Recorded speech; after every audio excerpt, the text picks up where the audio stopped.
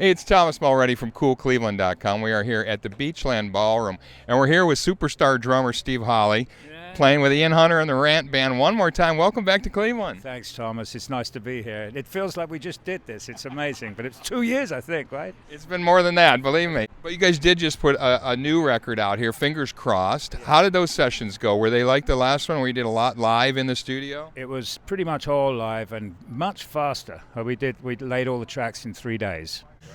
But it's I think it's a solid record, and because it came out like that, it just holds together really well. I think so, yeah. I'm sure everyone's different. You play with everybody from Elton John to Paul McCartney to Chuck Berry.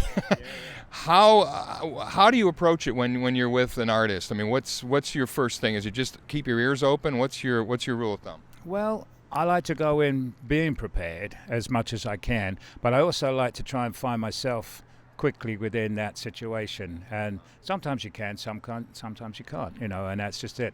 And I've been lucky. I was exposed. I don't know how people got to me or why these things happen, but that for me, that a lot of good things happened, and it's just a great life experience. And 30 years with Ian next year. 30 years with Ian. He's 45, but he's wrong. And you play also with Denny Laine. You kind of met him in your local hometown, right? And he introduced you to Paul McCartney. Yeah, that's how that came about. He bought a house where I grew up, and we became friends. And I walked to his housewarming party, and there's Paul and Linda jamming in the music room, and nobody behind the drum set. So I just said,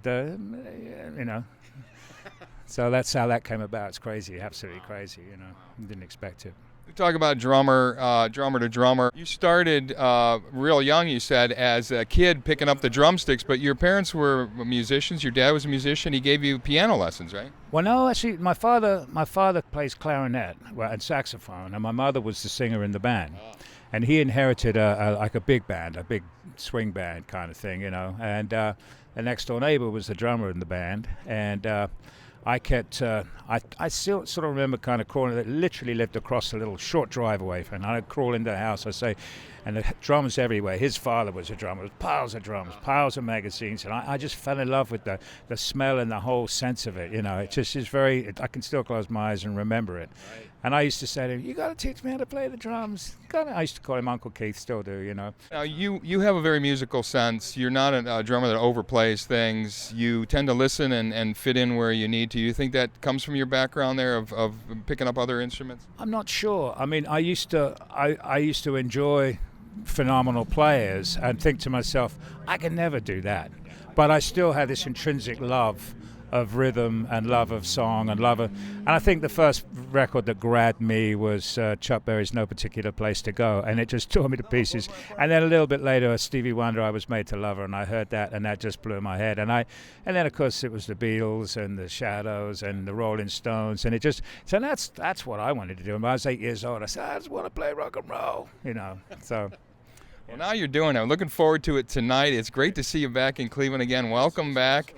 Can't wait to hear you tonight. Yeah, I'm looking forward to it too, So there you go. Thanks so much, Steve. We'll see you again next time. Welcome. Great. Thank you. Hey, it's Thomas Mulready from CoolCleveland.com. Have a great week in Cool Cleveland.